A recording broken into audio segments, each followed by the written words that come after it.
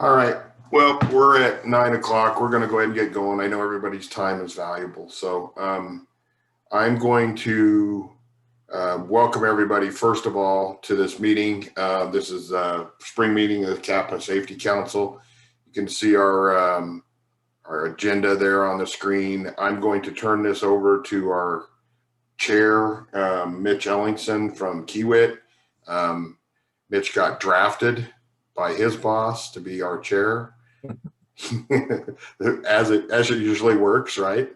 So, Mitch, go ahead and let us know about you and what's going on, and how Mike forced you in.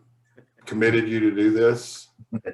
Yeah, before here, I'll see if I can get my camera working. There we go. So yeah, my name is Mitch Ellingson. I've been with Kiewit for just over 15 years.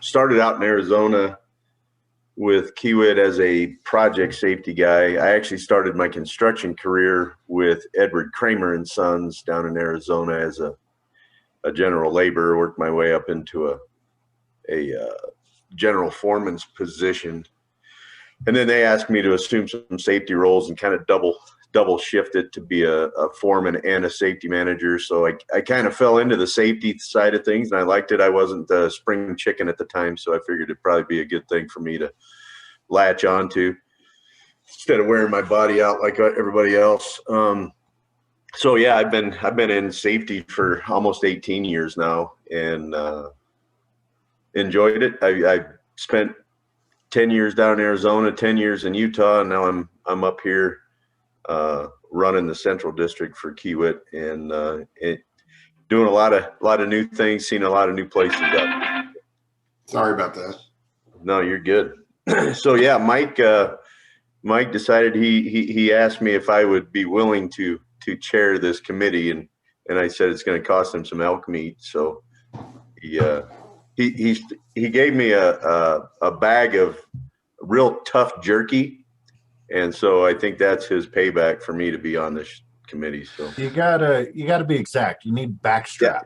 Yeah. Yeah. I've learned my lesson. I'm starting to broaden my speaking abilities to Mike. And now you've got me on the hook for beer. So you got elk meat and beer. So look at that. Huh? Yeah, and it might be like hams or something like that. No, it'll probably be Falstaff. Shawn, you remember that, right? Falstaff? Yep. Yeah, Falstaff. Yep. So I don't know if we can even get that anymore. That was my parents' beer of choice when I was growing up, Falstaff. You can get PBR still, I know you. Oh yeah, PBR ASAP. Yep. All right, well, so let's introduce everybody else. Shawn Severin. Yeah, I'm Shawn Severin with I'm general manager of Loveland Barricade, but the president of the Rocky Mountain chapter for ATSSA for the next 2 years. Joe Brandt. Joe Brandt, Loveland Barricade. I do estimating. John and I work together, and I'm actually the treasurer for ATSSA. Cal Beyer. Hi, I'm Cal Beyer. I work for a company called CSDZ. We're part of Holmes Murphy, so they're a member of the association. I formerly worked in Washington State with an asphalt pavement producer or asphalt producer and a paving contractor called Lakeside Industries. We were in 3 states, Oregon, Washington, and Idaho. And I was director of risk management and oversaw safety. And now I work in a role called workforce risk and worker well-being. While I worked for Lakeside, I launched an initiative around mental health and suicide prevention in the construction industry. And we were a union contractor, but I just appreciate the opportunity to join you guys. Thank you. Josh Coleman. Not gonna unmute. Heidi Smith. You there? Yes, I'm Heidi Smith. I'm the EHS manager for Schmidt Construction. Schmidt is based in Colorado Springs here in Colorado, and they have an office in Castle Rock, but they're part of the Edward C. Levy companies, for those of you that are familiar with the Edward C. Levy companies out of Detroit. Yes, thank you. Josh, you there? You want to unmute and introduce yourself or no? It said he put a chat on there that his mic is broke. Okay. Oh, I didn't see that. So, okay. Sounds good. So we will, somebody else is on too. Let's see who else is that I miss. Who did I miss? Whoever I missed. Joe, Josh, Heidi, Son, I guess just me. I'm Tom Clayton. I'm the staff representative for CAPA for the Safety Council. I am recording this for everybody just in case we do, and I will put this up on our resources page. We are going to have a lot of good information here this morning. So we'll just go ahead and move right into it. Our first bullet point, some general site worker safety overview things. So we all have our lessons learned from 2020. You know, obviously COVID was one thing and we've worked through that, and that has become, I mean, it is still out there. Let's be honest. It's still out there. We have a training center that we certify techs to work in the asphalt industry, techs and inspectors.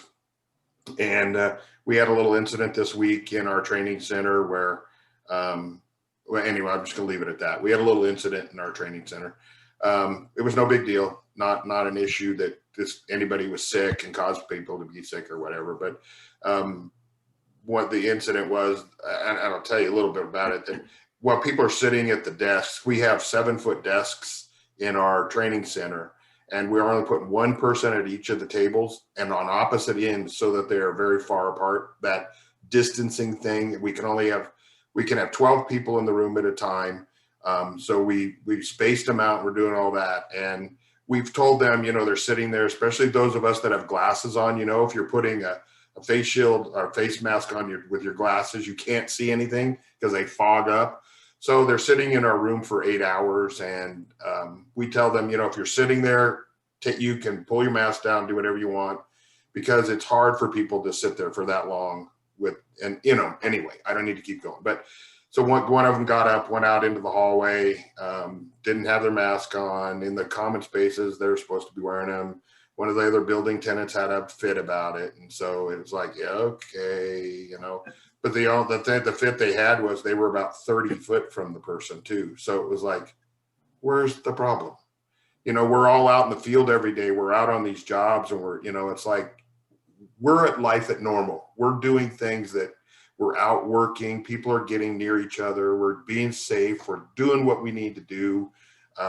Nobody invaded anybody's space. And that's, I think, from a lesson learned in 2020, you know, early 2020, when everybody started back to work through this COVID thing, everybody was being uber, hyper sensitive to what was going on. And I know Heidi, dealing with your crews down there last summer and everybody else, you know, being out with the Kiewit guys, and everybody was hypersensitive about it. But by mid-July, you could see people relaxing a little bit. And those of us that had been around people, I was never tested for anything, but I know I got the virus. I know damn good and well I got it, and I may have gotten it twice.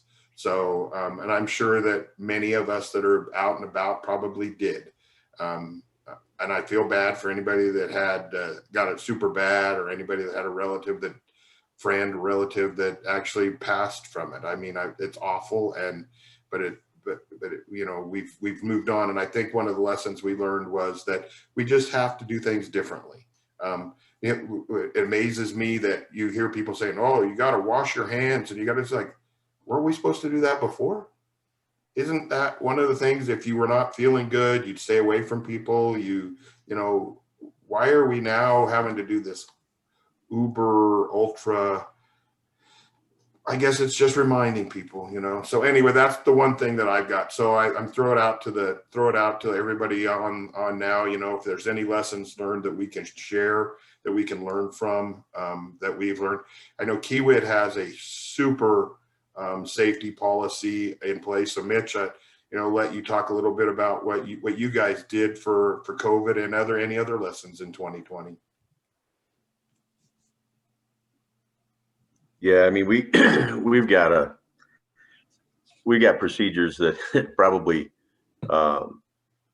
exceed whatever the governments are requiring us to do. I mean, as far as doing temperature checks and cleaning rooms, and if somebody does come down with COVID or has the symptoms, the tracing back and verifying who they were next to. And I mean, it's a pretty involved process. And I would tell you, off the I-70 job that we've got up in Denver, I think we had like a total of 85 people that we quarantined off that job because you know, they were either not wearing a mask or they were within, you know, 6 feet of somebody while they're out there working, and somebody else got symptoms. Even if they weren't sick or didn't have COVID, we still had to quarantine people. So, I mean, it's definitely an impact to the industry, definitely an impact to our company, and you got to take it serious. Like you said, Tom, I mean, I lost a friend to COVID, but you don't know exactly if it's COVID, or if it's other underlying conditions, or if it's a combination of both. And I mean, I think this thing is starting to have starting to get a little bit of more control with people getting the vaccine, and we're able to see a little bit a reduction in some of those symptoms that are coming in. So I think we're starting to see the tail end, hopefully the tail end of this thing, and we can get back to what the new normal is, whatever that's going to be. Yeah, I agree with you. You know, we were on the phone with the Tri-County Health Department this week, just talking to them about some things. And one of the things that we found out was, the guy shared with us that next week, the rainbow chart is going to change colors again. So those of us here in Colorado that understand the rainbow chart, well, I don't think anybody understands the rainbow chart, but the rainbow chart is going to go down a level, which is going to allow people to, you know, more people to gather and, you know, do things. And I think it's exactly what you said, Mitch, that you're seeing, they've reported here in Colorado that, you know, whatever percentage of people have already been in and been vaccinated, so that they feel more comfortable that we're going to have less people passing it. And if you do pass it, then you're vaccinated. You're not going to, you know, the risk is lowering for sure. Anybody else want to add anything to, you know, any lessons we've learned from COVID and where we're at and what we're doing with that? I know Cal, where's Josh work? ACA. Okay. The thing I figured out this year, I got a wife that's a nurse. I got a daughter that's a nurse. Both of them went through it. Daughter was going through school, taking care of COVID patients and all that. There's one oddball thing that you got to Google out there. It's called the Swain meatballs. And it's what the nurses are actually, they dubbed it when you go in there, because they have everybody swinging in a prone position. And so that's just a little tidbit. But I joined one of your calls, Cal, for Holmes Murphy, because I'm a client. And I think the biggest lesson I learned this year is the mental health. And I did everything I could to keep people away. I have very little faith in local government from this. And I know it's getting recorded, Tom, but I ain't worried about it. I think CDOT did a great job of like informing us, but I think local governments were so confused and had I got very little assistance or like information out of them. Everything came from the state level. And when I did deal with quarantine, like what Kiewit had to do, there was no common sense in it. And what I learned this year is, if you really want to take care of your people and you want to take care of yourself, you got to do it your damn self. And a lot of these lessons, or the things that they were sending out to us, like wash your hands, wear a mask and all that, there was a whole lot of common sense that wasn't getting used and everything. I had people getting quarantined. His wife works for me. She was quarantined, working remotely from home, but he was allowed to keep coming in, and he lived with her. And the health department even knew it. There was no rhyme or reason. It was actually a little scary listening to my local government because I don't think they knew a damn thing, but I did see a lot with the mental health of my folks, mainly because in the very beginning, none of my local contracts with municipalities ever communicated if they were going to keep working or not. So we just kept going, no mask. And then all of a sudden we got told, oh, now you got to wear a mask. And that was pretty hard to tell my folks that are out there. And, none of them, they all looked at my company to give them the information because they didn't trust the local government. And there was just a lot of scared people. And I think mental health was probably the biggest issue I ran into this year. And the reason that we have Cal with us today is for that very reason. He's going to give us a short presentation, and I already included some documents to everybody. I've forwarded Cal's documents to everybody that with all the links in them. So yeah, I agree with you, Shawn. The misinformation. I'm not gonna say the information that was put out. I'm gonna say the misinformation that was put Absolutely. out. And then it's the gossip chain of information. And I think that all of us on this call today can probably agree with that gossip chain, where I whisper in your ear and then you whisper in somebody else's ear. And I tell you in the beginning that you're a great guy. And by the time it gets around to Heidi, it says that you're the ugliest person in the world, So that misinformation that's been out there. And I think the biggest demon in all of this is social media and the regular mainstream media. I said this yesterday, and I'll say it today, and I've been saying it for a long time, and well before this fake media and news bull crap came out. 20 years ago, I've been saying that I honestly believe that our news media's goal in life is to scare the crap out of people. Those of us that live here in Colorado and went through the snowstorm last weekend, where the media was telling us, we're going to have 47 feet of snow and we're going to be snowed in for 6 months, and we're going to all, you better get to the grocery store and clean off all the shelves because we're all going to die. That was the message that we were getting from the media. And I believe that happened a lot with COVID. Where we were getting so much misinformation, and then the media, whether it be social media or, the mainstream type media, they were taking information and they would just make it so bad and make it so bad to scare everybody into, I don't know, whatever. But I agree 100% with you about the mental health. It did it to me. Did it to my family, where we had, I have two kids, a son and a daughter. And at one point, those two weren't even talking to each other because one of them was so, face mask, blah, blah, blah. And the other one was, this is crap.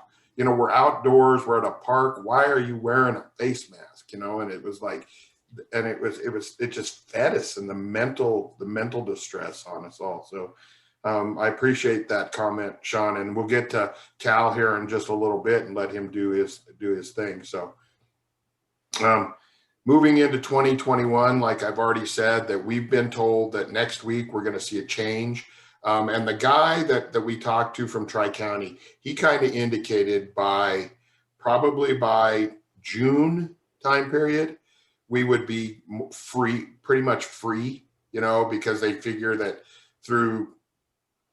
And I am no fan of the governor. And in case any of you don't get the idea that I am no fan of our governor. So he will release his socialist controls of us and let people kind of go back to life as normal. Maybe what we had somewhat similar to what we did this time last year, before we got put on lockdown. So that's kind of what this gentleman from Tri-County had indicated to us, that, we're going to see, because more people will be in getting the vaccines and more people will be exposed. And, we all have seen reports about this and reports about that, and how that getting back to herd immunity. And they're saying that through the vaccine and people then getting out and about, we should see herd immunity reached by the end of April. So anyway, that's kind of the lessons that I've heard, issues going into 2021. Anybody got anything they would like to add? All right, with that said, let's move forward with Shawn, and let me share Shawn's, I gotta find the right thing here. This one right here. Let me share this. Shawn, we'll let you go ahead. All right. Well, like I said before, I'm Shawn Severin with ATSSA, also general manager of Love and Barricade. I've been doing traffic control safety since I was 19. I'm 47 now, so I think I'm 40. My wife ain't here, so I don't know how exactly old I am. She tells me all the time. All I know is she's 1 year older than me. So I've kind of seen Colorado grow from northern Colorado. We really didn't have a whole lot up here. In the way of doing traffic control, it was a lot simpler back then. And I've seen it to basically we're acting like a metropolitan up here now, where there is traffic control and work going on everywhere. I've also seen traffic control and the mindset of it change over the years quite a bit. But we'll get right into ATSSA. So we're celebrating our last January we celebrated our 50 years, so I think we're on our 51st. What ATSSA is it's a association for traffic control, pavement marking, traffic safety related companies, that just like CAPA is an asphalt association. We have a lot of different avenues that we work on improving safety in the world, or in work zones, through training, certificates. They are very large on legislation. We have a lot of lobbyists that are up in Washington. We have our member partnerships, and we do networking events. Some of our events, we do a national expo, and last year it was in San Diego per se, but it was virtual because they couldn't exit the San Diego Convention Center was filled with homeless people, and they figured they needed a year to clean it up. So we did that virtual this year. The advance to roadway safety, we have over 1,500 member companies, such as Love and Barricade. Everybody knows Road Safe. Highway Technologies was one of them before the collapse. And we have many public agencies, which CAPA is also one of them. We cover 45 states with 28 chapters. The Rocky Mountain chapter includes Wyoming and Colorado. And next slide there. All right. So this is what Jennifer Hedge gave to me, Tom. So not all of these are like my thing. That's usually what they do. But they got the FAST Act, Fixing America's Surface Transportation Act, which I'm sure CAPA and CCA are very involved with as well. We ensure a highway safety improvement program, that's the HISP, is only for infrastructure safety projects and increased funding. The Work Zone Safety Grant contributes $3.5 million annually to it. And your next one. So once a year, we do a legislation briefing fly-in. Before the COVID, we'd go into Washington once a year, and they'd set it up where we can go and see all of our different Congress, senators, and talk to them about roadway safety.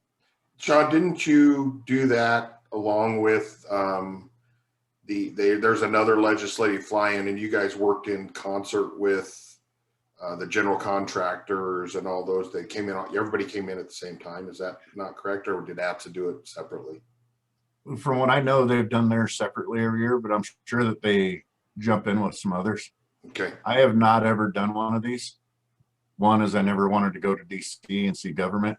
I might do it this year to actually do it over Zoom so I can see these folks, but I really didn't have no desire. So I'm not an expert on that one, Tom. Okay. And I don't think the government really wants me to come in either. I got a feeling I would probably be arrested for something. Okay. State government relations. They follow the pending and past state legislation. I can tell you right now in Colorado, our chapter got started back about 4 or 5 years now, and we have not really had a lot of participation with ATSSA with Colorado. The last couple months, we've actually had more involvement. I think a law just came out where Peterson would probably know it. I think he got pretty hot and heavy over it. It was the dollar amount for state doing their own work without bidding it out. That was the first time we asked ATSSA to get involved, which we were a little late to the game, but they jumped on it real quick and pulled their support for all of the contractors as far as not agreeing with it. Tom just jumped on so he could actually answer that if you. Yeah. Well, I didn't get to see thank you, Shawn. Tom do it, but I heard he was pretty fired up. Well, thank you, Shawn. It's a very important issue to the industry where, Yep. agencies trying to self-perform and going beyond that fine line of rapid repair, pothole, emergency work over the weekend versus let's expand that to major city, street, county roads, state highway improvement. And so we responded to current 150,000 restriction to 500,000, a potential 3 times plus increase. And through discussions with the bill sponsor and negotiations with CDOT, it was reduced to 250 with a reporting and accountability requirement provision. So much help was generated within the industry. Thank you, Shawn, for you and ATSSA stepping up. And I think it was throttled back and nipped closer to the bud. So thank you. Yep. Hey, before we start there, Tom, or continue on, do you want to introduce Sam from CDOT that just joined us? Oh, I didn't see Sam join. Yeah, go ahead, Sam. Do you want to unmute yourself and introduce yourself?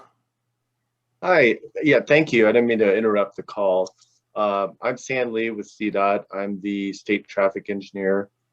Just started a couple months ago and just wanted to make sure I showed up today. I had a meeting conflict earlier, but looking forward to kind of ramping up and learning about what you all are doing. And I think one of the big things for my job that we're pushing is our safety initiatives. So I'd love to see where we can kind of leverage and partner on advancing safety. But thanks. Yep. Thanks for being here. Appreciate it. Go ahead, Shawn. Yeah, with his position, I figured we better introduce him real quick because that kind of goes in a lot in what we're talking about and what I'm doing. But ATSSA is, since we got the chapter up and running, they're actually getting more and more involved with if we give them anything that is coming down legislation wise. So more to come on that. We have talked about doing advocacy days at the state capitol. Since COVID came around, that's kind of a, put that on the back burner. In person and all of our safety training. So we have both online and in person. Online actually really bumped, as you guys know, this year with COVID or last year. They provide the traffic control technician, which is the TCT, which I got a feeling you're going to be starting to hear a little bit more and more about that. The TCS, traffic control design specialist for drawing your traffic plans, flagger certificate, operating and application of truck mounted attenuators, which I think is going to become more and more prevalent. And I'm going to start putting more and more of my folks in it because you do have a lot more out there on the road. And let's face it, you're putting people in a vehicle that's meant to be crashed in. So we probably should make sure that they know exactly what they're doing before they get in there. There are some other trainings out there from pavement marking technicians, stuff like that. They do offer a wide variety of it. National Work Zone Awareness Week is April 26th through the 30th. During that week, On Wednesday, we're asking everybody to go orange with us. I hope Sam can get CDOT to do it, but that is what we'll be talking about at the next ATSSA meeting here in a couple hours. But National Work Zone Awareness, and we're also, I do believe CDOT and everybody else is putting things up on message boards for that as well. We will, we got notice yesterday from NAPA, which is, those of you who aren't familiar, the National Asphalt Pavement Association, that they are putting out a campaign through a website that they control called watch4.us or Watch for Us. And they are promoting the Go Orange Day, April 28th as well. And they're putting out some other information for that as well. So NAPA is fully on board. CAPA, we will definitely be fully on board with promoting that as well. Excellent. There are some things, I don't know if you guys are aware of it. We kind of just did it. And I used to go to the CAPA show, also the Snow and Ice show, but we used to come out with shirts and banners and stickers that say Orange Lives Matter. And it wasn't a slap at anybody else, but it was mainly for work zone awareness of trying to let them know it doesn't matter what race or gender, you're a worker on the side of the road, and that's what really matters is the safety of that. And in defense of what you just said, you did that 4 or 5 years ago. So it wasn't a reactionary thing to anything that might have occurred last year. So let's be clear on that. Yeah, so I might kind of lay low on that one this year so I don't get in a whole lot of trouble. I don't like being on the news. So, all right, what we got next on there? And the foundation. So with this foundation, actually this is something that I am not involved with it per se on their council or anything, but we donate to it every year and promote it. They provide scholarships for fallen workers from the work zones. And I've been on a lot of calls, listened to some of these, young adults now. And it's actually excellent. It is great. Some of the stories you hear of, some of these parents, their parent never even came home. And then you have this organization that is helping them out, helping them with scholarships. And a lot of these kids are looking to get more involved in the safety, the work zone safety, and actually going through college and learning a lot more about it. So I can't say enough great things about it. I know every association has some foundation that they give for work zone for different workers.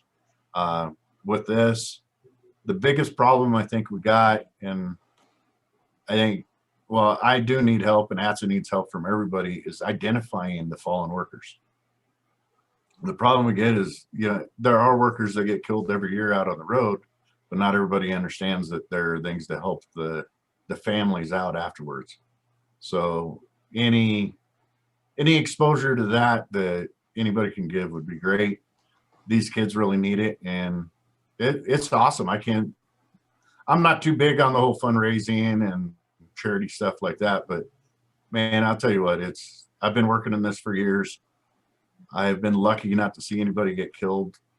My daughter works in this, my brothers, I have a lot of family in here. I'm 100% nepotism in my business. It's probably not something to be proud of, but every night I go home, I take a big sigh of relief as soon as I see all the GPS of all my vehicles parked, then I can relax. So this is pretty huge for what all of us do out on the road. And, it's kind of cool to take care of their kids and, show support for that. And that's it. That's the last one. Yep, that's the last one. All right. Well, thank you very much, Shawn. Appreciate it. Shawn mentioned, and I did put in the invite here, that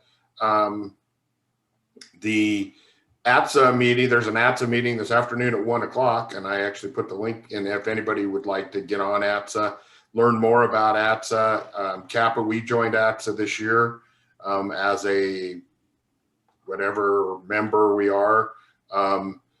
and you know, I was truly unaware of the local. I knew of ATSSA. I've been, you know, dealt with ATSSA for years, but I didn't realize that the Rocky Mountain chapter, there was a Rocky Mountain chapter, which if I'd have known that 3 or 4 years ago, we'd have probably been members 3 or 4 years ago. So thank you, Shawn. Appreciate it.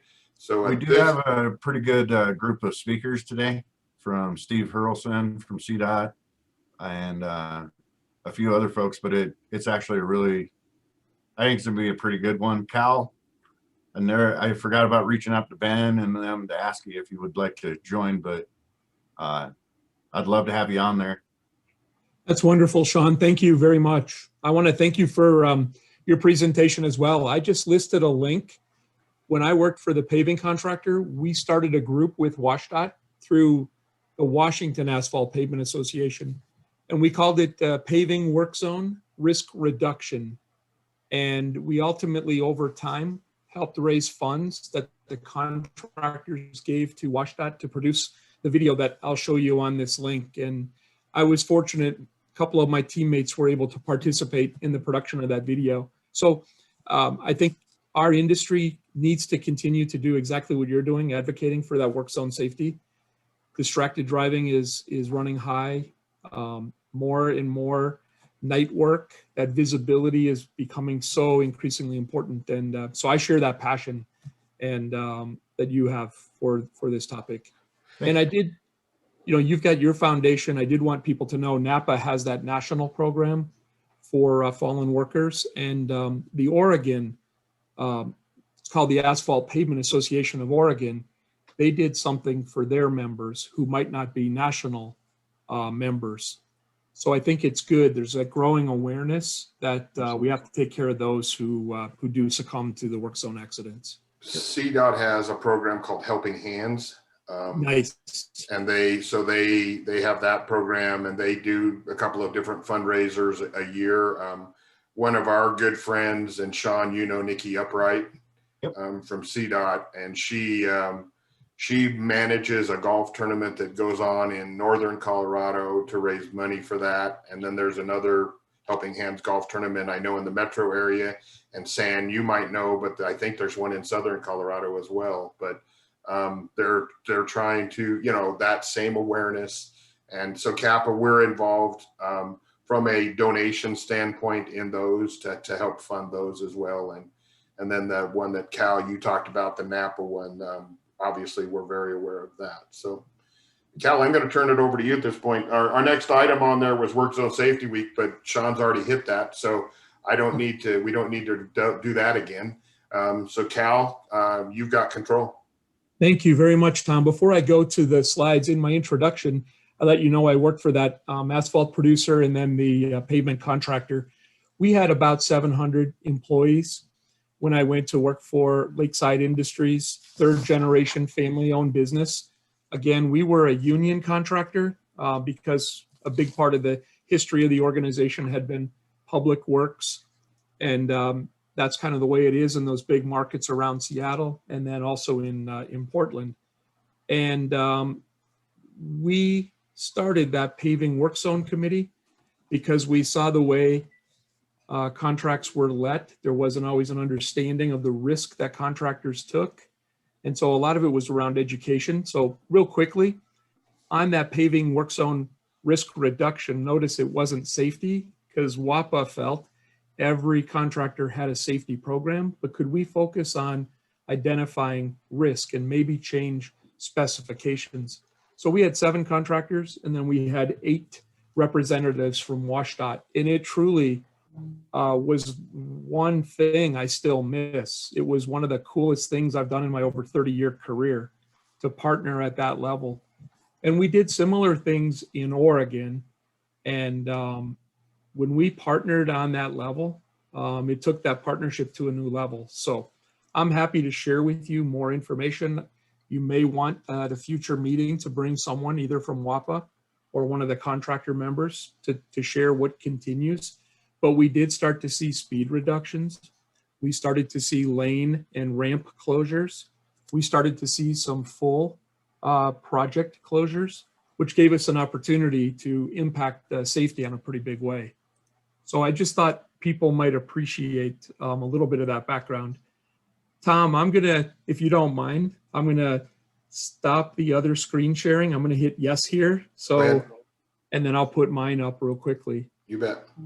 So thanks for the opportunity to share a little bit on this topic. When I went to work for Lakeside, I let them know the reason I wanted to go work for a contractor.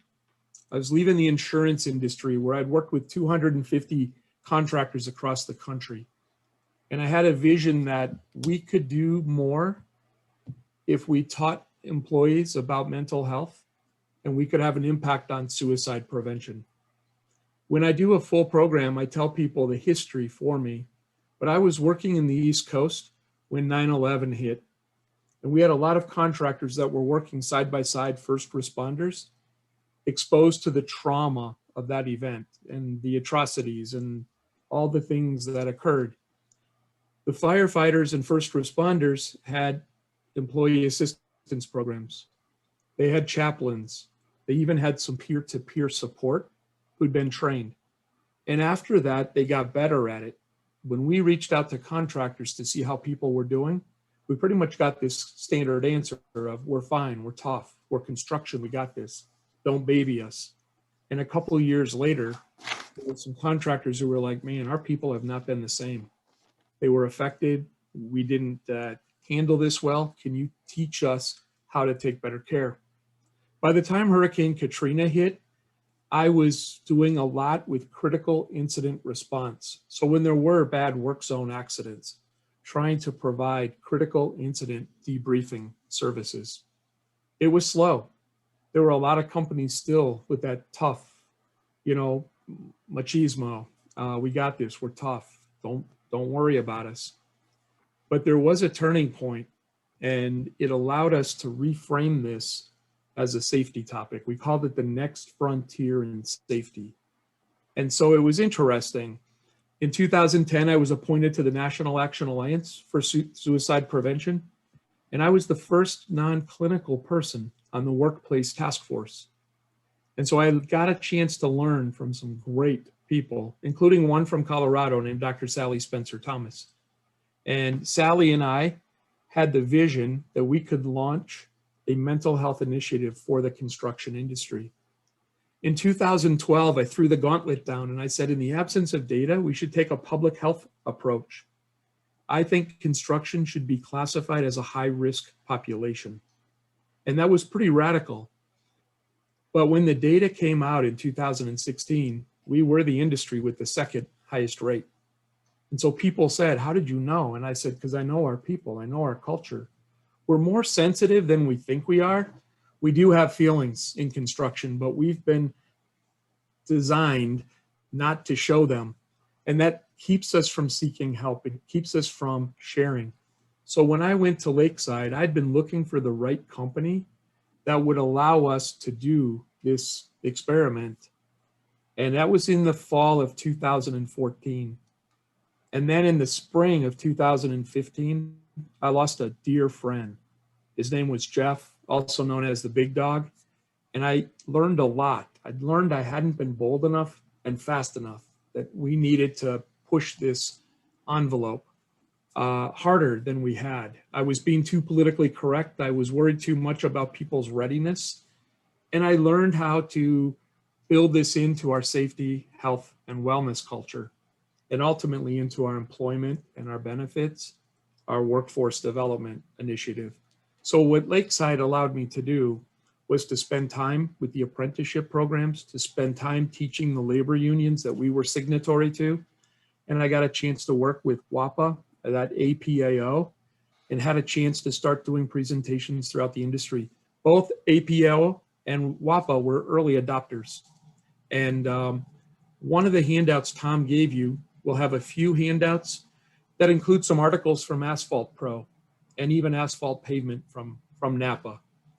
And I'm really proud that the asphalt industry did respond. Not surprisingly, the women of asphalt have very much embraced this topic.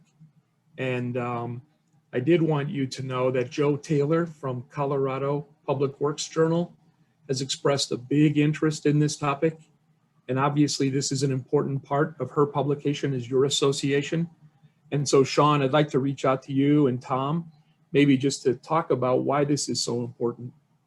And we have had people from Colorado DOT attend some of those other workshops that I've done. So that's kind of the background. What I wanted to just equip people with is the big part of this problem is we don't treat mental health like we do physical health. And even the way the media talks about people committing suicide, we don't say people commit brain tumor or commit cancer or commit diabetes. We say that they are suffering from an illness, and we need to treat that the same. What I've been doing for the last 10 years or more really is to learn how to break down stigma and to get companies to build this in to their safety programs. And here's a clue for all of us in safety. For the last 2 decades, we'd seen a reduction in the non-fatal injuries, but we'd seen an increase in the serious injuries and fatalities.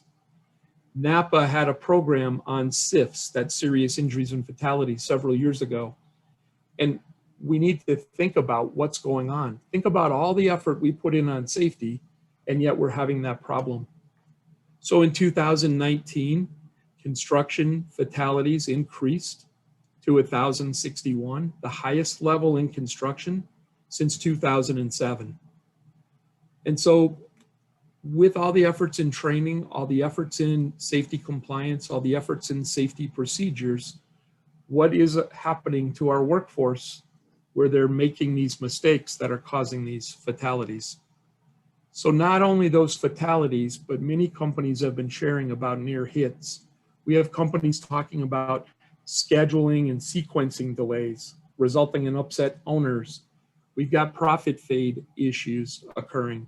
Productivity is kind of at an all-time low. And what people are describing is presenteeism, people not being engaged in their work. And a big part of that could be underlying mental health concerns, stress about family members, the compounded stress from COVID, could be impairment. And I'll share some of those risk factors with you. But what I've been calling this is what's under the hard hat, or the invisible crisis in construction. And we're trying to see what resonates the most. Those are the two that have had the biggest impact. So what I would say, before the pandemic, construction had a known issue with mental health, substance misuse, and suicide. And then it was compounded by that perfect storm of the pandemic. One thing few people know is before the pandemic, 70% of US households lived paycheck to paycheck. And think about how much living expenses occurred in the pandemic. We were fortunate in most states, construction stayed essential. We didn't have the same lockdowns, but there were many places where family members were crowded together. We had the hybrid schools in many states, and then we had the increased living expenses. What was really frustrating for a lot of families is less than 70% had less than $1,000 in their emergency savings account. And very few of us know about the financial pressures among the workforce. So these are the things that cause that stress, that cause that anxiety. And then we don't have great coping skills. We don't use doctors very often. Most of us don't even have primary care physicians. Most of us find insurance and benefits so confusing that we're just fine, I'll deal with it later. And then we don't have paid time off, right? And we've got long hours, long days. The doctors aren't even open anyway. And if I have to go in, I'm not going to have the opportunity to do follow-up care, so I'll just tough it out. We also have the substance misuse issues, and I'll share a few data points with you.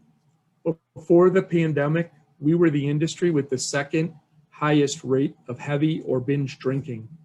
And that number is 16.5%, second only to mining. So these are issues. And for the most part, pre-pandemic, many companies were just sweeping this under the carpet. I don't care about someone's drinking problem as long as they come to work. Even when it's been leading to chronic absenteeism or tardiness. We'll just deal with it because at least they came to work, or worse. I'll just share quickly. Last year, when the pandemic hit and the first states had lockdowns, I had people reaching out to me asking about sobriety meetings. 10% of the population in the US reports being in recovery for a substance misuse. In construction, it's closer to 14.5%. And so again, this is an opportunity to think about people needing help. So that toolbox talk I did on risk of relapse gave people areas they could go for help: apps, websites, and then virtual meetings. I'd never really had a year like last year that about every 6 to 7 weeks, we were having to pivot and then identify the next issue. When the civil violence and unrest occurred in major cities and police and military were launched, I had people calling about veterans and first responders on their staff who were experiencing the effects of what we call post-traumatic stress. I had to do a program and I had to do a toolbox talk around resources for veterans and caregivers. And similarly, the labor unions were asking questions that many were female members were asking about domestic abuse or intimate partner violence. So I did a toolbox talk on that. So that was a weird year. And we've talked a little bit about the isolation, loneliness. What's been interesting since Hurricane Katrina, it used to be loneliness was the middle-aged males. And the new loneliness risk group is 19 to 30. They're feeling the most isolation, the most lonely. So even if this isn't for you, it could be for the youth and young adults in your life.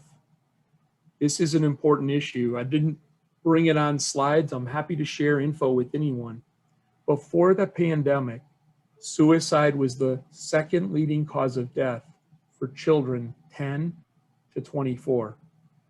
And since the pandemic, 1 in 4 youth and young adults between 16 and 24 have considered suicide, compared to 1 in 9 adults.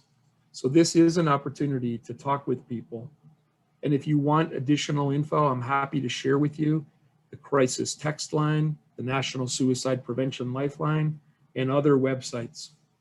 The big areas that I focus on are the workplace injuries and then the effects of chronic pain.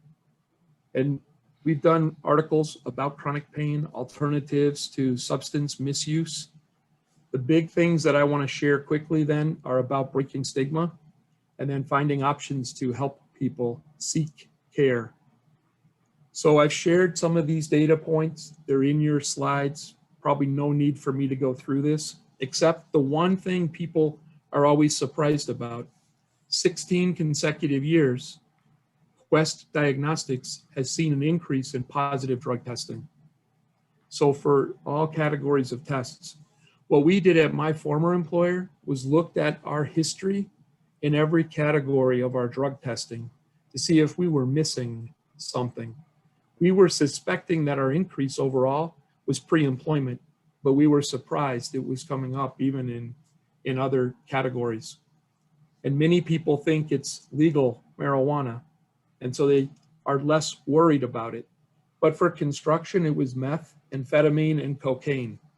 So we have to think about the increased potency of today's street drugs, much higher, much more potential for problems and then detection. And then quickly shifting on the topic of suicide. In 2016, the CDC did their first study of suicide by occupation. It was only 17 states, but construction was shown to be the second highest industry. And that rate is 3.5 times higher than the US population. The data now comprises 32 states, and that's just a function of data reporting. And we've again been confirmed as the second highest industry. The reason we talk about it, suicide can be preventable. And Shawn, since you've come to a prior program, A big part of that is around hope, help, and recovery, letting people know help is available, giving them resources so they can seek help, and then help support them in their recovery. We talk about a caring culture in our companies, and we need to find ways to partner to bring people help. So again, I don't like to leave people with a hit and run in terms of data, but more people die in construction of suicide than occupational injuries. And I'll give one example. In Washington State, I was doing work with the health department and the governor's office, and I'd asked them to help me validate, these concerns. In 2018 in Washington State, we had 6 occupational fatalities in construction. When they looked at the death certificates, there were 125 suicides that identified construction or industrial trades specific to construction, 20 times. So the fear is these numbers could be underreported. And what's important is for us to take action, to communicate, to share resources, and then provide support for individuals that might be feeling stressed. This data didn't come out that I'm about to share with you until January 24th of 2020. The first question I was always asked, Cal, why is the number so high in construction?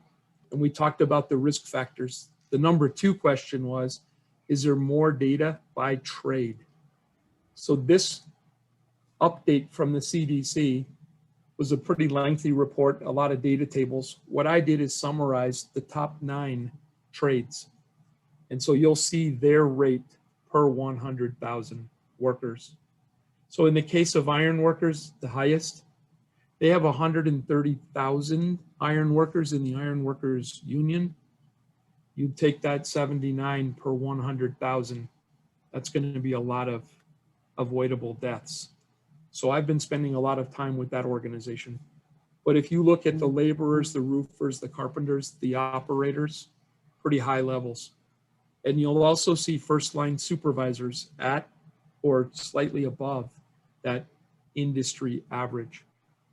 So thinking about the pressure, thinking about the communications, thinking about items like humiliation, even if we don't allow bullying in our companies, are we humiliating people for having a bad job is one example I hear a lot. So here's my contact info. Those articles from Asphalt Pro and Asphalt Pavement talk about a group called the Construction Industry Alliance for Suicide Prevention. That is www.preventconstructionsuicide.com. It's a separate nonprofit. There's toolbox talks available. There are some videos that are on that website. And there are other resources you could share with HR and even company leaders. Today, Tom and I said that we would just do a high-level overview, not go into all the risk factors. Tom, if there's time for questions, I'm happy to yield if anyone has questions. I'm also happy to share to anyone additional information, a set of resources that might help you address this in your company. Certainly, if anybody has questions, now is a good time to bring those up to Cal. Said he's part of the Holmes Murphy group. CSDZ is working with Holmes Murphy, who is one of our great members here for CAPA.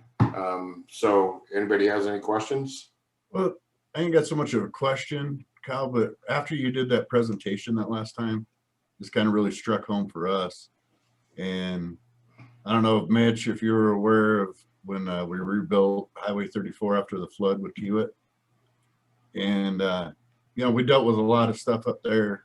The guys got to see a lot of devastation, but right after, it wasn't, I think, a week after your presentation, we had a fatality at the canyon that took out a power line pole. So we went up there to obviously flag around it while they were, getting the wreckage out and fixing the power line because it's a major highway. The one thing that nobody thought about on the job site when they called for our people to come out was they still hadn't gotten the bodies out of the vehicle. So as my crew was there, my flaggers, my TCS were there, not only are they dealing with traffic going by and all the other stuff that we have to deal with different municipalities, but as they looked over, they got to see the bodies come out, and there was a child in there. Oh, So that made it even worse. Hour after that, our vehicle that was sitting on the side of the road with the flashers on was struck by a drunk driver of 60 some years old on his way home to Estes Park. boy. And that person, you know, that the vehicle didn't have anybody in it, but the flagger was right there to watch it. And the driver, after doing that, that big hole in the windshield, blood everywhere, proceeded to try going around the flagger and ask if the coast was clear so he could go. Had no recollection of it. We stayed here that night until our crew got back. And Good for you. the big thing that we could do is, I've been in construction my whole life, you know, and I go down that list of all the stuff you talk about. Yeah, that's all of us that have been out there, from hammering to paving, whatever. And you know, I'm not the touchy-feely guy, but we kind of all just stood around because everybody was there was a lot of emotions going on, and so we just listened to them talk. And you know, I was also thankful on a Friday at least, so they had a weekend to go and kind of de-escalate it. But just being able to, we didn't offer a whole lot back to them, but we just listened. Yeah. And it seemed like that was the best thing to do at that time, and it actually helped out a lot. But you know, it happens to the Kiewit guys. They're up there. You know, Yes. you go into those devastated sites where we're trying to rebuild, and there's a lot of different things that they come up with: people being displaced, families' homes gone. You know, I know a lot of the Kiewit guys were up there living next to the people that were relocating out of the canyon, so they're close to the people that it's affecting. I really believe there's a whole lot to this, because none of us, and there's a lot of them on the call, and I see Joel Carl Barricades on there. Everybody's a tough guy or a tough lady. I have some of the gals that work for me that are tougher than most of the guys that do. But Yep. I can also tell you they're some of the most emotional people I've ever met in my life. And sometimes I make fun of them, you know, and this and that, but the best thing that I can see doing is just listen to them talk. And Yeah, then what a take powerful, action. powerful example you just gave. You were there for them. So one, the recognition, and then two, you were there, and then listening, giving them that support. When you huddle after one of those events, it does just give people that unity, right? And it takes away the blame, and then just allows you to process. Sometimes you want to bring in an outside person, again, depending on that severity and how much people might have been affected. Traumatic loss of a coworker. You know, we used to only do the critical incident response if a concrete deck collapsed or a whole bridge deck collapsed. And now we're finding we've offered a critical incident response when a single driver was affected by someone jumping out in front of their truck. 20 years ago, no one thought to do that. And that's how much farther we've come. But I think your example, Shawn, would be great for that article that we're writing, just to share without the details what you did. And that awareness, I think, will help others. And I did want to say real quickly, we had someone from Colorado DOT at one of the presentations I did in Colorado, and that was a concern she raised as well, the mobile workers and the contractors facing all the casualty victims after crashes. Yeah, sometimes we have to remind the people we're working for. I just had to remind them last weekend that, you know, we're not EMTs, we're not the first responders. We're also not the National Guard, because apparently as the plows were getting stuck, they were still asking me to go close roads. So you do have to kind of remind folks that you're working with what your people are trained for and capable. You know, I know CDOT goes out there and they're on the wrecks too, and not a lot of these folks are really prepared for what they're going to see And I've seen a lot of people afterwards, you know, it takes a toll on the workforce. Well, I appreciate, Tom, the invitation to join you today. And again, if you want to talk more, happy to. Don't hesitate to call. My contact info is available. And thanks very much, Tom. And Shawn, thanks for sharing what you shared. Cal, we appreciate it. Would it be okay if we captured your slides and your contact info and put it on our safety tab on our website and I have them. allow people to follow up? I already have it, Tom. I'm ready to post it. Excellent. Thank you, Tom and Tom. Yep. Thank you. Hopefully this is a start of a growing partnership here with you and Cal and Holmes Murphy here. Thank you. Cal, we do typically, when it's a normal year, we have a big asphalt 3-day or 2-day asphalt conference, and Tom is the chairperson of our conference.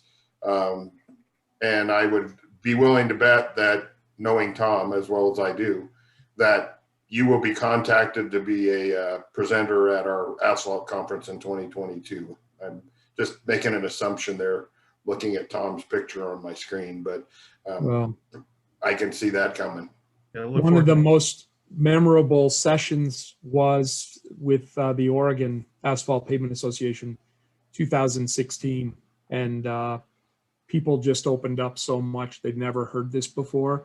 When I came back in 18, they had 200 people in the room. People came just to hear this topic because they wanted to take care of their colleagues, and it was powerful. So thank you very much for the support. Thank you. Thank you. All right, let's move on. We've already hit the COVID-19 topic. I don't want to beat that horse to death because we already got blood coming off of it. So let's move on. Our next bullet point here is San Lee. San, as he introduced himself, is a CDOT safety and traffic person. They're getting ready to start a new safety task force, as I understand. Is that correct, San? Or you want to talk about that? Sure, happy to. I had some slides, but I can't pull them up, so I'll just kind of speak to it. I think, one of the big things when I got hired onto this position was elevating safety. First off, by formally kicking off, what we call our Strategic Transportation Safety Plan. That's a document that was created in April 2020. It really formalizes, what everyone's speaking to here today about work zone safety. What can we do to partner together? I heard, partnership quite a bit. And, as a result of getting hired, we established what we named a safety champion. That's kind of the first step for CDOT to start engaging with industry, with all of you, and internally with CDOT. And the safety champion's role is to really implement that strategic transportation safety plan. That safety plan, which I'll send out a link to, really outlines kind of our roadmap of how we're going to improve safety and get have more of a concerted effort. I think we all play a role in work zone safety. Obviously, CDOT, has a lot of specifications on how we do traffic control, how the traffic control is set up, but the contractors, are really responsible for, the entry points and the exit points and, how they set up those traffic control zones. And also within the safety of the work zone, I think there's a lot of areas that we can improve. I think we're doing things great, but there's concepts like internal traffic control plans. Those internal traffic control plans kind of focus on, I would say, more of the softer traffic control strategies, like having vehicles enter the work zone, procedures when you back up, kind of formalizes those pieces. And I think, it's to the benefit of both CDOT and industry as well. So we're looking at all of those and really pushing this, the transportation safety plan, but also I think we have a lot of knowledge here from across the nation with ATSSA, with CAPA, and we want to leverage on the experience here. And then also, as a DOT, we have access to quite a bit of I guess, best practices and lessons learned that all the DOTs are experiencing. So I want to make sure that we can bring that to the table as well and kind of add to the conversation. But all in all, that's my primary goal over the next, really over my career here at in the traffic safety and engineering branch. I know I went over that quickly. Is there any questions I can answer? I think we're in the early steps of, you know, building these formal partnerships with all of you, with CCA, as well as internally with, you know, public servants like State Patrol, Department of Revenue. We're trying to formalize how we do things. There's a lot of campaigns that cities undertake as far as pushing out messaging, you know, such as Work Zone Safety Awareness Week. And we want to make sure that we all kind of do it together to have a more powerful message. But with that, I'm happy to answer any questions and provide any more insight. I know I went over that quickly. I just have a comment here quickly. You know, we at CAPA are certainly very interested in participating along with CDOT, knowing, you know, as much work as our industry does with you guys. So anything that we can do to provide people, bodies, to help be, I don't know, advisors, guidance, input, whatever you want to call it, San, we will help you in any way we can. So, you know, I've been in this business, looking at everybody's face here, probably longer than maybe everybody but Cal, maybe, I don't know. I started in this business in 1979, and as Shawn talked about, you know, traffic control. Yeah, when I first started back in 79, it was some guy standing out there without, not even with a slow paddle. He would just stand out there and he'd go like this to get people to move over or slow down, you know. And now our work zones, and you talked about, Sam, you know, CDOT has all these specs, and every city and every town uses MUTCD, and we got to put up our signs, and we got to do this and all that. You know, it really looks good when we put it on this. It looks really good.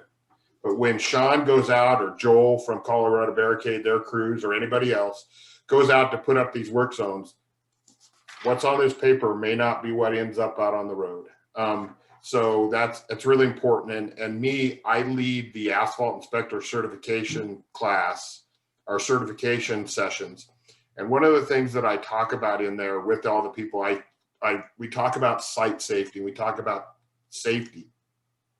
We talk about who's responsible, you know, what are you required from each individual company to do for your own safety? And I said, your company tells you that. Their workman's comp insurance says you have to have this on that, on this, on this, and that's what your company tells you in order to be covered by your workman's comp.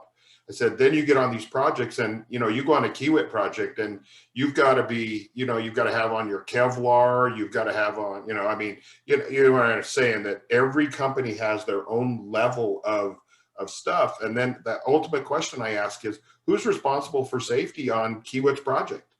And I'm so happy to hear this. In 99% of the cases, is everybody is responsible. And that to me is huge. You know, yes, I'm responsible for me, but I'm responsible for everybody out there too. And if I see something, so I appreciate that, San, and we will work with you in any way we can to, you know, to provide people and input. So thank you. Tom, Shawn, or I'm sorry, San, CAPA had put together, I think, a list of, Tom Clayton may remember, 7 or 8 topics, suggestions, hinge points for work zone safety. And I think we sent that over to Charles Meyer last fall, and not to jumpstart the timing that you have, but that might be just a good reference document to have that just says, hey, here's some key topics that we have, and as we start the discussion, these would be on the top of our list. Tom, do we still have that?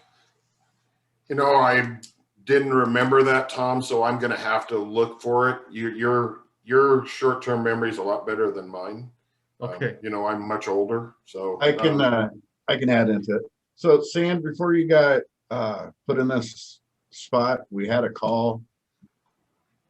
I know one guy's name was Frank. I'll have to look up the other guy I was speaking to, but they were part of the task force. And they said they were going to work internally before we did it, but I know Tom, that list did get over to him. At that point, I know CDOT had that list for years. And also, because I think we combined it with CCAs. So I do believe that list is already over there. I just didn't know, Sam, where we were standing on the task force. Yeah, no, you guys are making my job a little bit easier. It sounds like there is a strong partnership already. And I'm in the information gathering phase. I'm Okay. kind of realigning my structure, but my job is to deliver on safety, and that's what my primary goal is. So if you could send that list to me, that would be great. And I'll be sure to respond and let you know our approach. I will look for it and see about getting it over to you. While we're kind of on this topic, Mitch, you're up. We're going to talk about really a specific, very specific site safety, company safety plan that Mitch was very involved with the MOT at Central 70 and what they're doing in Central 70. Pretty extensive safety plan. And one of the comments that I got back from Mike McDonald, who is, the Kiewit, he's the president at CAPA right now, but he works for Kiewit as well, was that, there are things in there that we think that might be suggestions, Sam, that would work for you to maybe adopt up the ladder at CDOT. So Mitch, you want to go ahead and talk about that a little bit? Yeah, Sam might be familiar with what we're doing out there at C70, maybe not. But last year, well, not even last year, over that life of that job so far, there's been a lot of traffic issues. And specifically last year, we had 4 of our employees go to the hospital because of drunk drivers, distracted drivers. And all of them were on the MOT crew, which is basically doing the setup and tear down of traffic closures. And CDOT was a little concerned with us changing our approach, but after we communicated to them, how we were going to do it, because they're concerned and saying, you're probably aware of this, is traffic queuing, right? Getting a backup on traffic, especially there, creates more problems downstream. But we pitched it to them and said, hey, we would like to, instead of picking up closures in reverse, we want to do it in the forward rolling position, which means we're going to need more TMAs, an additional cop car to protect our employees, but it's the right decision. It's going to cost more money. But when we get going and really learn the process of picking up closures in a forward rolling position, it's going to be a lot faster.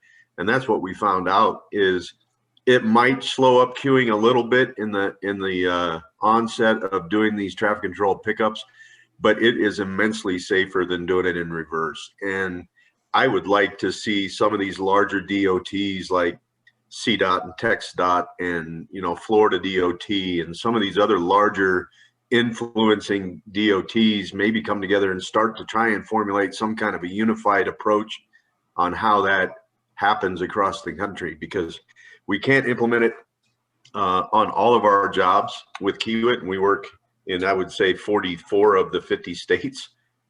It's difficult to get that implemented if you don't have a DOT that's willing to work with you to protect your employees and continue to get the third-party traffic rolling down the freeways and getting them to where they need to go in an efficient manner. So it was definitely a step outside the box.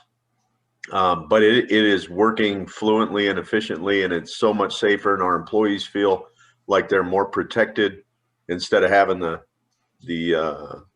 third parties whizzing by at 90 miles an hour like they do on I-70 through that stretch. So it was something that we did. And then we came and kind of brainstormed everything. You talk not just setup and tear downs. We looked at entering and exiting work zones, whether you're in a center median or coming off the side. How do you impact the traveling public, and how do you reduce those risks? And we we made some changes at C70 there where we have a roving police car that goes up and down, and they flip the lights on before they get to the opening, and our people come out in front of the police car. It gives the traveling public a good visual awareness that something's happening. They can slow down, move over, whatever needs to happen. And we have not had one incident since we implemented that. We looked at protecting workers inside of soft closures. What do you do by adding, a cushion vehicle or a crash vehicle or some kind of additional protection along the horizontal edge of that work zone?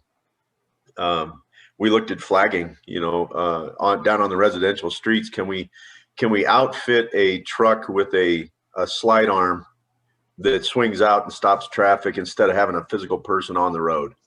Right. So just looking at some kind of outside the box thought process to where you're still functioning in a way that you're performing the work, but you're not putting people in jeopardy.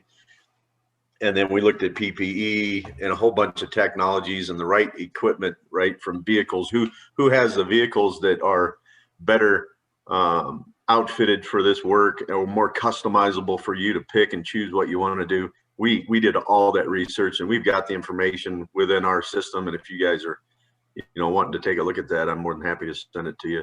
It's nothing over the top special, but it's just some outside the box thinking that we did to try and minimize the risk to the people. Mitch, I have a question for you. Yeah. You had talked about having a vehicle that would move along with an arm that would come down to stop traffic instead of somebody having to step out into the traffic and stop them. Yeah.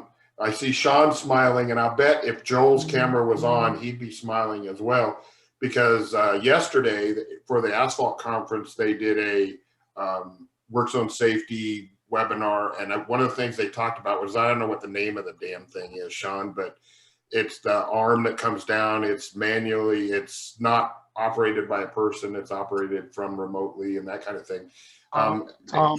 They're called AFEDs. Automated flagging assistant device. Could you mount that on a truck? Could you mount that on a truck that you could be mobile with it so that We're working on it. Okay. I just, with that. So Mitch, I'm just brainstorming this because I'm aware of the Shawn, Loveland Barricade. Let me do this way. Loveland Barricade and Colorado Barricade at the 2020 asphalt conference both had those demonstrating them, the AFABs.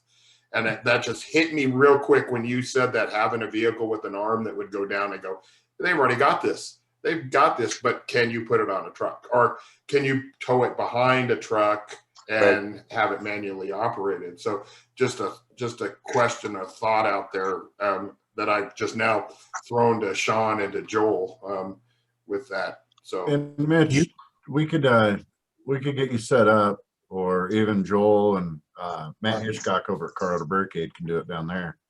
But their automated flagging devices, CDOT's already approved them, and we used a hell of a lot of them this year, especially during COVID. What they are is, they're automated, but you say, and you have it's about a mile Wi-Fi dome that you're creating with your own self, and your TCS or any operator can sit there and operate both from a remote location, so you don't have a flagger standing on the side of the road. Yeah, those are some of the things that we looked at while we were doing that research, and I was pretty impressed with how those work.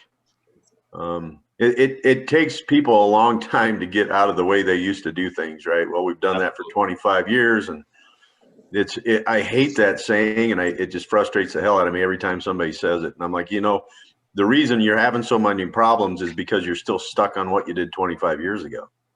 Exactly. So, there's one thing that's coming up, and I'm glad Sam's on here, but I've been fighting with a lot of local municipalities lately, not on like specs or anything like that, but since when did safety become a convenience?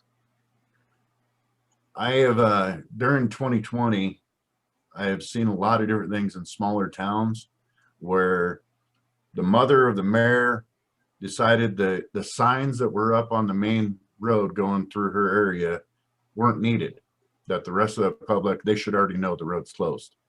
So they actually had us remove all the road work, road closed, detour signs, everything that's in the MUTCD. and it was due to convenience. I've had a lot of those lately where, you know, we're trying to be convenient to the public, but I've been doing this since I've been 19. There's a lot of us, I mean, Joel with Carl Burkett, I've worked with them. I don't think that, and I never approach a job with the idea that it should be convenient.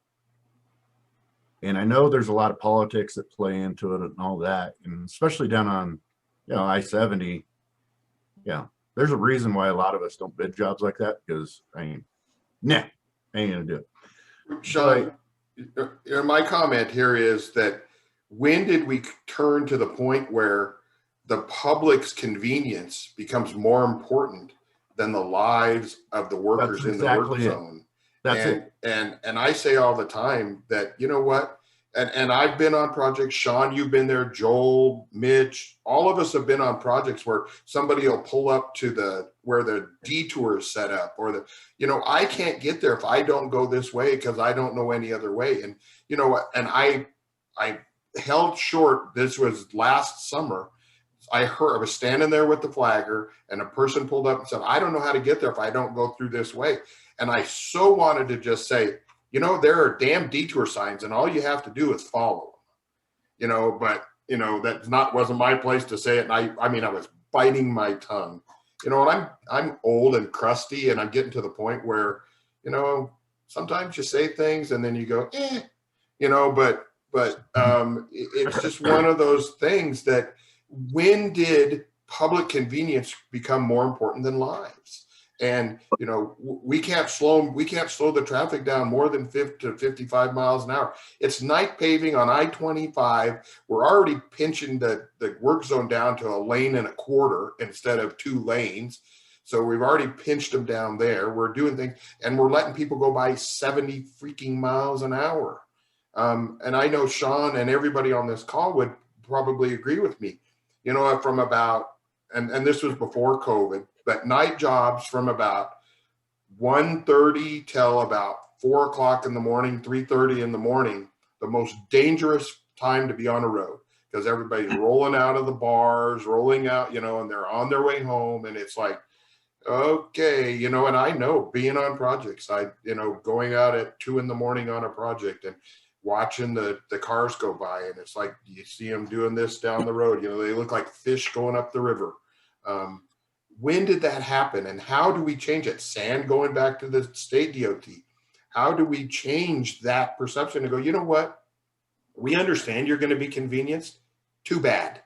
You're going to be convenienced because we care about these people, and we want them to, they are somebody's husband, wife, daughter, brother, sister, friend, whatever, and we want them to be able to go home.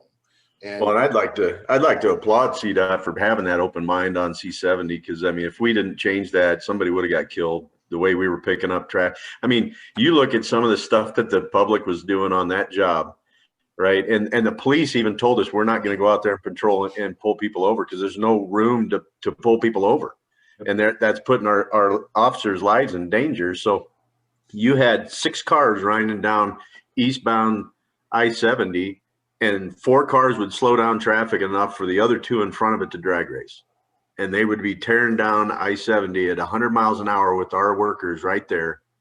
And it was insane.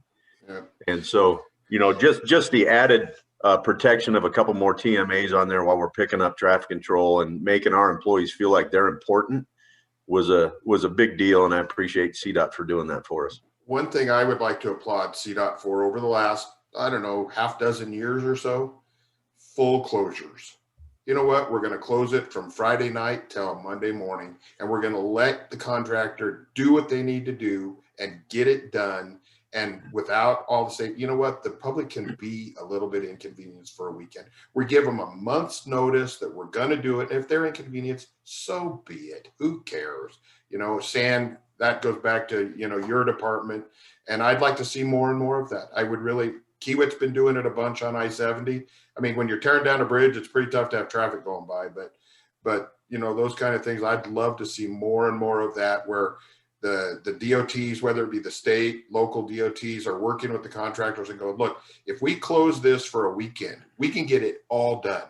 Otherwise, we're going to be out here for 3 weeks doing 6 hours, 4 hours, 3 hours a day worth of work, and we're going to, you want to inconvenience the public? How about we inconvenience them for 2 days instead of 3 weeks?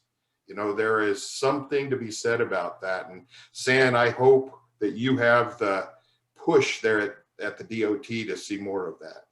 Right. On the projects that I've been on, we've done full closures, and it really, is about working with the local agency, maybe working with the city, working with Denver. And I know that a lot of people are a little bit progressive in that area now, but definitely, I think with CDOT, we're a big advocate of full road closures, opening those discussions and, working with the locals, putting up those detours.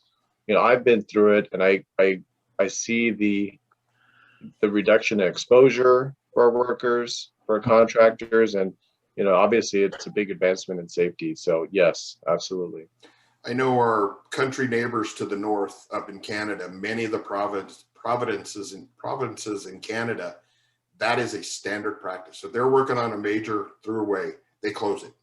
And it could be closed for a month, but they close it, get it done. Instead of a project taking them 6, 8, 10 months, it's 1 month and they're done. So I think that's great. So I know we're getting to the end here, and I know we're passing some time, and I respect everybody's time. So I'm going to kind of move this along, talk about a couple of other things.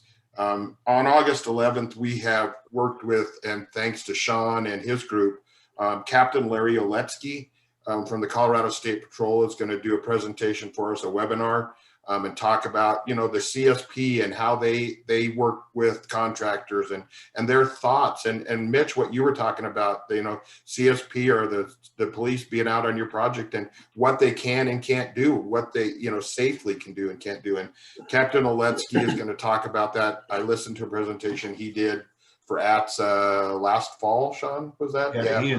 He's excellent. Excellent speaker. Excellent. So it's going to be Captain Oletsky and Shawn Severin, our speakers for that August 12th webinar. There is a work zone site out there. I talked about it a little bit earlier, watch4.us or watch for us. It is a great site. There's a useful toolkit in there. You can see the link here. I sent it to everybody, but watch4.us. CAPA, we have a resource safety page. The information from Cal will be on that. Part of it is already on there. The rest of it will go up. His slides that he did today, I will put that up there. Hopefully I'll get to it today, put that up there. When we started this meeting today, I let everybody know that I did hit the record button. Once I get it to where I'm going to edit the stuff out at the front where few of us were chit-chatting.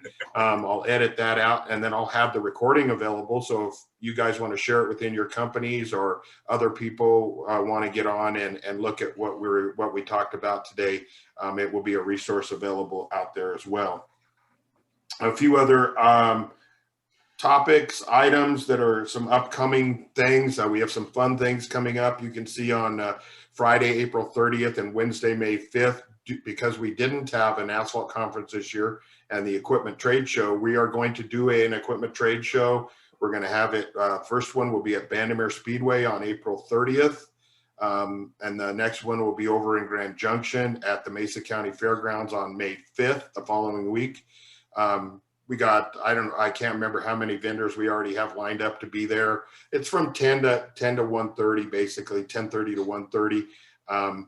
So we're going to have food trucks there. So anybody that pre-registers to come out to those events, we will have food trucks for people to come out and have a lunch, hang out with great people like Joel and Shawn and our vendors from Wagner and Ferris and others that'll be there just to,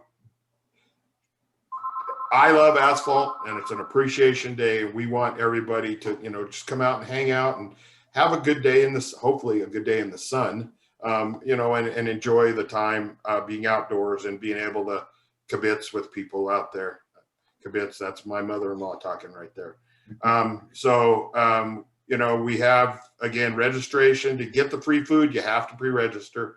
Open to anybody, send your crews out, send your people out, and whatever. So that's all out there. If anybody wants to exhibit and they haven't already signed up, Exhibit space is available.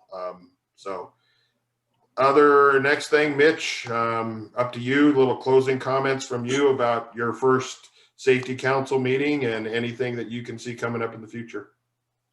Yeah, so I mean, a lot of good things talked about. I think one thing that I'd like to just circle back on is this suicide prevention topic. You know, kind of put things in perspective. Last year, 2020, Kiewit had eight employees commit suicide. And if you look back at the construction side of Kiewit, that's more fatalities in 1 year for suicide than we had in the company over a 13-year period. And so the construction, I mean, we are good when it comes to safety. If I can tout Kiewit a little bit, you know, our efforts around safety are top notch, and we do everything we can to protect our people. But, you know, if we're not looking at some of the things that are happening right in front of our face, that are telltale signs that people are depressed or, you know, having issues at home, you know, if they don't show up for a couple days at work and nobody cares because, you know, we can go get somebody else. That mentality and that thought process needs to change if we're going to stop 8 people from committing suicide in our construction world. So, you know, you look at some of the resources that are out there. Most of the insurance companies now have an EAP program that you can call, and the companies, you know, can support. And, you know, I think Kiewit's got one through our insurance company that gives you 3 or 5 free phone calls to a psychologist or psychiatrist, and they can help you with some of this stuff and point you in the right directions. There's a lot of things. I don't know if you noticed, Tom, but in my email, there are 800 numbers attached to my signature that says, hey, if you're having problems with, you know, suicide prevention, or here's some numbers to call. If you need help, call it. Just getting the word out like that. I think May is Suicide Prevention Month.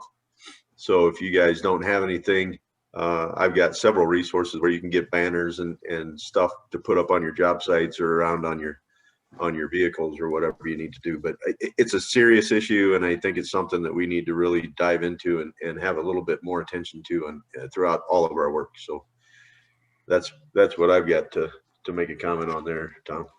Thanks, Mitch. Anybody else have anything they'd like to add? I just one thing for appreciate Sam. everyone participate. I'm sorry, Shawn. Thank you. It's not a monthly committee. Our vision, and Mitch, thank you for stepping up in a leadership role, is just to allow safety professionals to interact and share best practices and discuss innovations and new technology and kind of create a team within our industry that can help, specifically asphalt paving work zone, asphalt plant safety, and get together periodically and share, you know, best practices and notes. So thank you, each of you, for being on, and Tom, for your good work coordinating. Shawn? Yeah, Sam, I don't know if CDOT has capability or is interest in it, but I'm a big advocate for trends. Is there anything that CDOT has that we could share with you know, not just pavers, but everybody in the industry, so that we can see what trends are out there, you know, and when are the accidents happening? I mean, there's got to be something that we can find from the data to show us what is truly going on out there, and share it, and maybe we can get ahead of the curve before things start happening. Yep, that's an area that I think where, you know, we can improve on. We have all the crash data, we have all the statistics, you know, work zone crashes, behavioral crashes, even by corridor.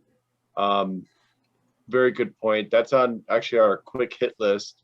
I would say we'll have a dashboard, a web dashboard for everybody to see within the next 3 months. And of course, I can provide you information if you want something specific. You know, I know Mitch is working on C70. If he wants anything specific, you know, we can give him speed data. You can see all of that information on what's happening, you know, on your project.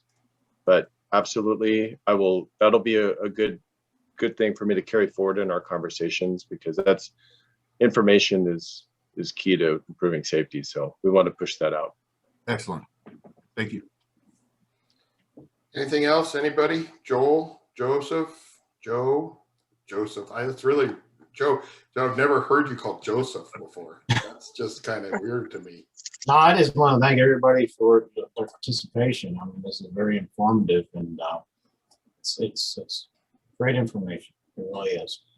Well, like I said, when I started, when I look back at how many people had registered or, you know, indicated they'd be on today, I'm kind of a little disappointed that we don't have more on. But, you know, word will get out. We have a CAPA board meeting coming up here in about 3 weeks, Tom. And I'm sure that Mr. McDonald will bring this up. So that's just the way Mike is. So that's it. So we have the next meeting scheduled for November 19th. You can see it on the screen. As I noted there, time will tell. Can we do it? Will we do it virtually? Will we do it in person? Or will we do a hybrid? We have the ability now. We at CAPA, we just installed a new video system in our training room. It's called the Meeting Owl. It's a 360 camera. So we could do, you know, people that can come sit in the room, and those of you that are up in Loveland don't have to drive to Denver, or those of you that are, you know, wherever else don't have to necessarily drive to Denver. We can do it as a virtual hybrid meeting, or in-person and hybrid. So we will see how that comes out. I'll be working with Mitch over the next 6 months, 9 months, whatever, 6 months, I guess it is to November, right? We're at 3, 11, 7, 8 months, but we'll work together to come up with stuff. You guys will see correspondence from us. In the meantime, we're not going to just have 2 meetings. We'll have constant correspondence. I encourage everybody to, if you're not already part of ATSSA, to become part of ATSSA. It's just another resource out there to help along and get things going. Joel, you got something? Yeah, I apologize for getting in late. And reason being is today and yesterday are training days for our TCSs. We have like 8 people doing ATSSA class and doing CCAs. So I was kind of hesitant, like, oh man, I'm going to be late, but I'm glad I came in and heard some of the things like what Shawn's talking about in the industry. And this is great for Colorado Barricade to be a part of. I'm glad that you guys are doing it, and I'm glad that you invited us in to the world.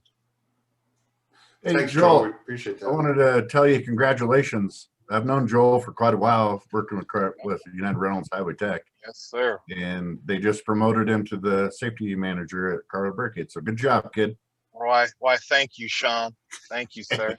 The only bad thing is, the only bad thing for Joel is he's got to put up with Rich. So, you know. Oh, there's plenty others too. Well, I'm sure there is, but you know, we all have our crosses to bear. That's right. Yeah. Mm-hmm. All right. Well, I'm going to go ahead and end it right here. Don't see any other comments or things. We went a little bit long, and I apologize for that. But I think that the information that we got today was superior. Cal already bailed out on us. He said he had another meeting to go to, and so I will here publicly thank Cal Beyer for that information. And we will definitely be following up with Cal. I want to thank Holmes Murphy for turning us on or getting us connected with Cal. I also want to thank Moody Insurance because they're a great resource for us as well on safety and things going on. So those are our 2 big insurance members at CAPA, and they help us immensely. So I want to thank you guys for that. If you guys haven't heard, one last thing that I don't have on the screen here is that Colorado has a Women of Asphalt group. So it's called, hey, here's the really tricky name of it, Women of Asphalt Colorado. And they met last night, and they're doing great things. They're going to start a training academy, and they're going to try and do these things quarterly, and they're going to train people, and you know, specifically women, but to understand different jobs within our industry. So they may be out there as a technician, but they're going to train them or have somebody come in like, you know, Colorado Barricade or Loveland Barricade and have maybe a couple of hour Saturday session of what is traffic control? What are we doing? And how do you set things up and do that, or reading plans or those kind of things. So they've got some really ambitious plans, and that group is being led by Nikki Upright from CDOT, Tammy Buck from Yeh & Associates, Natalie Olven from Pyramid Paving down in Pyramid Construction down in Colorado Springs, and Cal mentioned Joe Taylor from the Colorado Public Works Journal is their treasurer. That's their board. They've got 120 members here in Colorado. The National Women of Asphalt group only has a little over 1,000 members. You can see our group has more than 10% of the total national membership. There are many people from Kiewit involved, a few more from CDOT. So just to let you guys know, for the women that are in your organization, or even the men, there's a lot of men, you know, it's a great group to get involved with, that the women can talk to other women, because a lot of times the women don't like to talk to us as males, but it gives them a resource to talk to other women. You know, as we heard Cal say and Shawn say, you know, we're big and tough, and we tend to shield a lot of things. Well, these women might see things and feel comfortable talking to another woman about these feelings, and we can maybe the suicide rate and this depression rate, maybe we can help with that too. So that's why I throw that out there as another resource. I encourage you guys to encourage your staff to look into Women of Asphalt. Link it from the CAPA homepage. Just look into it. It's a resource, and they're raising money right now. They're going to do a golf tournament in May to try and raise some money for their training academy. So anyway, just throwing it out there. Thank you everybody for being on board today. Appreciate all of you being on board. Pass along the information. Let's get more people at our next council meeting. Everybody have a great day. Shawn, we'll see you in a couple hours. All right. Thank you very much. Thank you.